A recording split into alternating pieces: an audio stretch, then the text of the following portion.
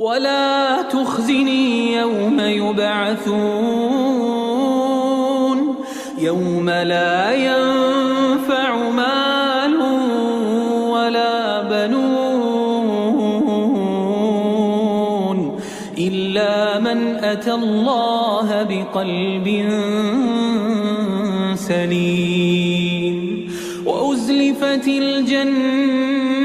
للمتقين وبرزت الجحيم للغاوين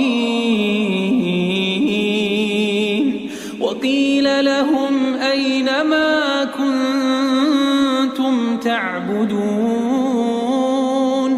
من دون الله هل ينصرونكم أو